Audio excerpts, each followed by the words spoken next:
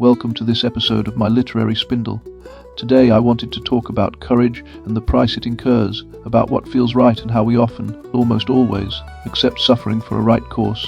So our story turns toward becoming a better self through harsh times and sore experiences, a splendid novel for youth, and, truth be told, for readers of every age, for everyone to whom Sachar offered these words and what he truly wished to pass on.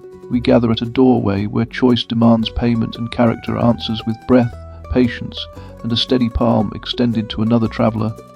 Courage grows where effort serves love, and every test of endurance teaches a language of loyalty, fairness, and second chances. Today I invite you into a tale that younger listeners with delight and older listeners recognize with a wince of memory, since it sketches how a person learns to carry blame, share strength, and transform luck into responsibility. Sachar shaped a fable of debts and gifts, where a promise lingers across years, and a small act, offered freely, with quiet grace, releases a long-held burden. Think of the classrooms that read such pages aloud, the families that talk through difficult chapters at the kitchen table, the quiet moment when a line from the book stays in the mind and begins to govern a day's choices.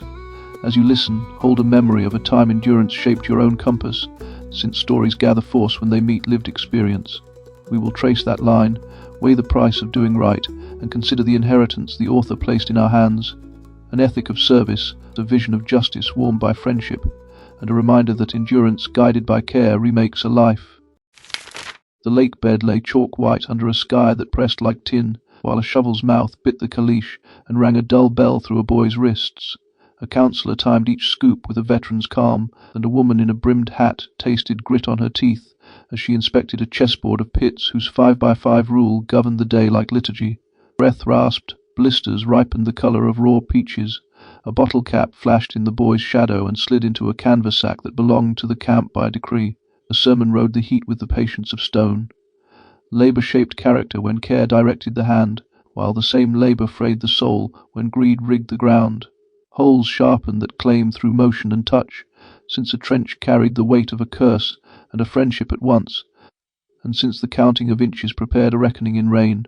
Far from that desert, a desk over a garage in Austin gathered drafts while two dogs treated the floorboards as a hearth, and a man who had grown up in East Meadow and Tustin pressed his forearm to paper through mornings that smelled of coffee and cedar pencil, then walked the animals through weather that taught lungs a heavier arithmetic than the bay had ever asked. He remembered a father who rode an elevator to the 78th floor of the Empire State Building, a view that slotted streets into a grid his son later exchanged for a page's quieter geometry. He remembered Berkeley's classrooms and a sweater warehouse that kept rent paid while paragraphs learned how to stand.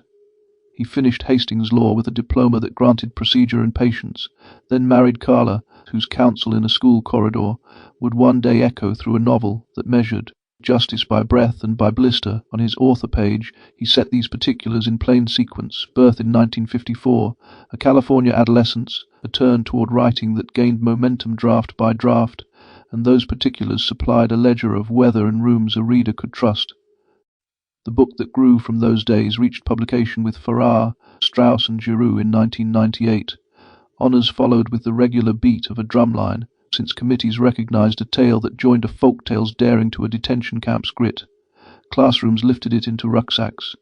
Children read aloud its 5x5 incantation until the phrase lived in the lungs like a refrain. Time in the novel braided like an old rope that had pulled many loads across a yard and only gained strength through use. A schoolhouse on the shores of Green Lake, filled with the savour of preserved peaches, while a teacher pinned letters near a window that bled heat and dust. An onion seller climbed the steps with a smile that steadied cabinets, since his hands kept hinges true and roofs tight and hearts mended. A jar chipped the lip of a desk and left a bright ring that later memory treated as a halo. The town rumbled through pews and porches. A courtship wrote itself in gestures, wood sanded smooth, a shutter lifted into its latch, a palm that paused on glass, and then a verdict arrived with torches that turned water to salt and salt to crust. That crust hardened into law across decades, until two boys climbed toward a thumb-shaped rock with a bag of onions and a lullaby that had crossed an ocean from Latvia. One boy's shoulders became a stare for the other. Both drank from a spring that rose as if the land remembered the word mercy. Rain later crossed the former lake with the authority of judgment. Through those scenes the book carried a thesis inside the body. since each step taught that toil gained dignity when offered for a friend, while punishment that paraded as schooling drained meaning from effort and embittered the ground that received it. A second labor took shape under camera cranes and desert glare when crews chalked 5-foot squares across Cuddeback Dry Lake, while Red Rock Canyon's fluted striations framed tents against time made visible. A clapperboard clicked, wind pushed grit against lenses, handlers placed calm, bearded dragons on shoulders to stand in for the legend's deadly lizards. A director with a chase film pedigree slowed his metronome so that silence and glance could hold weight. In a bungalow, hundreds of 3x5 cards mapped the novel into beats that could breathe on screen, and the novelist leaned over that card wall with the director, trading notes about voiceover and tempo until the spine felt clean and the frame carried the grain of the page. When the warden crossed the yard, the brim carved light and polish gleamed. When Mr. Sir adjusted the belt and tasted sunflower shells, ritual carried menace. When Dr. Pendanski smiled through instruction, condescension bled through the edges of care. When Madame Zeroni spoke from a porch, her rasps sounded like curse and blessing in the same breath. When Sam repaired a hinge and lifted his eyes toward the schoolhouse, patience announced hope. When Kate Barlow pressed a kiss against a jar's lip, and later coiled a whip in her fist, grief ignited fury. When Stanley shouldered a friend and climbed, the camera answered with breath and stone and sky. The release on April 18, 2003, drew an opening weekend that cleared 16 million. Domestic receipts crossed 67. Discs migrated into living rooms where caregivers paused the desert when a moral hinge invited talk. Material differences between page and frame then acquired the texture of medium, since ink and light obeyed distinct physics. On the page, Stanley's body began heavy with shame until labor taught leanness and courage. On the screen, the arc traveled through stance and gaze, since lenses favored another calculus of flesh. In print, Mr. Pendanski ruled Tent D as a civilian counselor. In credits, his title rose to doctor, which suited his posture of authority before events stripped that posture and forced him to account for a creed that confused care with convenience. The herpetology that fueled dread arrived on set through painted bearded dragons whose mild temperament enabled close handling.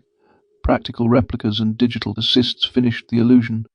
Voiceover thinned across the middle reels, since faces and heat haze carried inference with surer grace, while the broad spine, detention labor in pursuit of buried loot, an outlaw's chest with lipstick's trace, a family pledge fulfilled on a mountain, held firm due to the uncommon arrangement in which the author himself shaped the screenplay through weeks of cards and nights of edit room counsel. An October classroom offered the fairest proving ground for mediums, since learning there moved by breath and glance and the weight of shared silence. A teacher stood a shovel in the corner and read the opening aloud until the words camp and lake rubbed against each other, with an irony that stirred amusement across the rows. The 5x5 rule began to drum in the chest.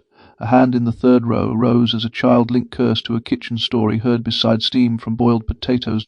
A second hand described a time when a friend carried a backpack during a long walk home, which settled the mountain scene in advance. The group then watched the film, and the brim of the warden's hat sliced sunlight with the cool of a blade, while the desert sky spread like hot metal and the lizards climbed the rim of a bucket with methodical claws. The film granted faces to feelings with a swiftness that gathered the room into alignment. The novel tutored judgment by guiding an inner voice through corridors of cause and oath. Together they arranged an apprenticeship suited to the age, since image seeded empathy, while prose instructed conscience through pace and architecture. Another scene unfolded on a rocky coast where winter air carried salt into school corridors. In Saco, during January 2004, a fourth-grade read aloud prompted a parent to object on grounds of taste and violence. 5 years later in Bar Harbor, the fifth-grade read aloud prompted a similar letter. An intellectual freedom chair drafted a rationale with citations and carried the document through halls where policy meets hallway talk. The book remained in the room, and conversations about its place settled to a steadier temperature. That record revealed a familiar anxiety that follows strong stories toward younger audiences, an anxiety that imagines darkness entering through pages. Librarians and teachers answered with patience that stories sharpen lanterns for weather already gathering beyond the school fence, and that guided reading trains both empathy and courage when children face thirst, grief, and the price of rescue within a frame of care. A philosophical marrow pressed outward from the scenes. Character grew where labor met friendship, while choreographed hardship that served a private purse corroded the learner who bore it. The warden praised character during morning assemblies, while her eyes scanned holes for a lipstick's glint and a trunk's hinge. Her leadership treated children as instruments in a treasure hunt. Her creed revered pressure and duration as if geology could educate. The mountain taught another creed, since a boy who lifted a friend into safety turned toil into grace, and since water that drew near the lip of God's thumb answered a pledge given generations earlier with a generosity that crossed time. Onions bit the tongue and sweetened the blood. A lullaby braided Latvia to Texas in a music that endured beyond drought and torch. The claim earned force because the novel argued from bodies under strain. Work ennobled when love steered the stride, while punishment dressed as pedagogy ground down the very capacity that any education sought to raise. Details from Louis Sachar's life settled like bright chips in that philosophy and gave it traction. A law degree at Hastings conferred fluency in the machinery of punishment and remedy. Mornings over a garage trained patience that matched the pace of revision. Marriage to Carla fixed a respect for rooms where children measured adults by steadiness. A move to Austin carved an ethic of endurance under a heat that ferried cicada song through each afternoon.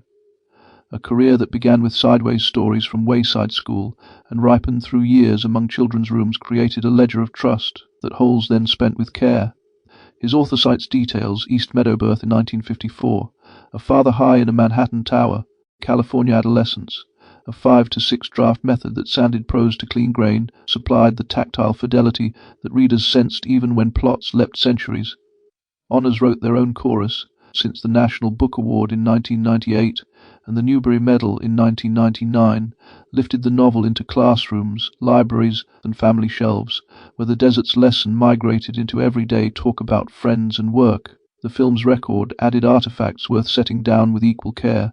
The company encyclopedia logged location work at Cuddeback Dry Lake and Red Rock Canyon, which meant geology itself served as a moral backdrop.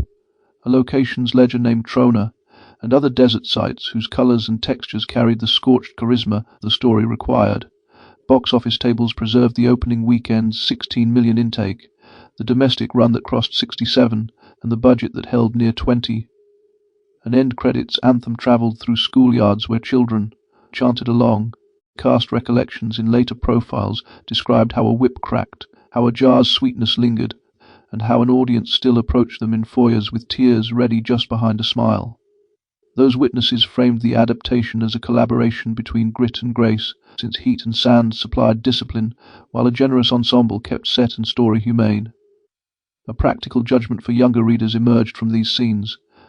When a lesson opened with selected film moments, the bus arrival, the first day's digging, the ascent toward God's thumb, the room built a common image bank that anchored attention and empathy.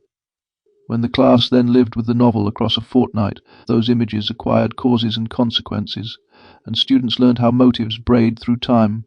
When the teacher finally placed a page beside a frame, the trench rule against the camera's sweep, the onion bite against a close-up of tired eyes, the group heard how prose seeded interior measure while film engraved consequence through gait and light. The sequence therefore served the age well, since the screen offered swift entry, while the book furnished the chamber where conscience hardened into habit. A second verdict arose for an older cohort who already carried a habit of reading. That group flourished when the book came first, and the film arrived as a gloss with faces and heat. They lifted nuance from the page, then welcomed performances that caught the page's pulse. They argued over the nature of voiceover and the treatment of interior sarcasm. They praised the restraint that left much of Stanley's thought unspoken and entrusted actors with pauses and side glances. Each route, film before book for the younger group, book before film for the older, aimed at the same apprenticeship, since both built a ladder from empathy to judgment and from effort to care. Across page and frame, one ascent kept the study's center of gravity. The climb up the thumb, the shared onion, the drink that returned like a sacrament, and the choice to shoulder another human when the path steepened. That climb argued that suffering gained meaning when freely offered toward another's rescue, while imposed suffering that enriched a private ledger hollowed any claim to education. Children sensed the distinction with ease. A sweet fatigue tasted like bread earned honestly, while a dust-scraped tongue warned of work bent toward a stranger's purse. Curricula that follow Holes toward that summit prepare a generation for the labor of care. Carry one another when the path rises, share food and song under pressure, answer old curses with acts that turn breath into vow. When the camp finally emptied, Rain crossed the old lake bed and found the shovel marks that had mapped boys' days. Steam rose from the first warm fall and braided with the smell of onions. Lizards slipped back into burrows.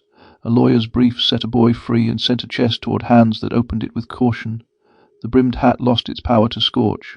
Peaches returned to kitchens as jam again. A teacher in Maine filed a fresh rationale for another title and kept holes on the easel. The parent read a chapter aloud at home and heard a child's question about curses ripen into a discussion about help. A teenager who once flinched from paragraphs carried a sentence earned on a steep hill and spoke it to a friend whose hands shook during tests.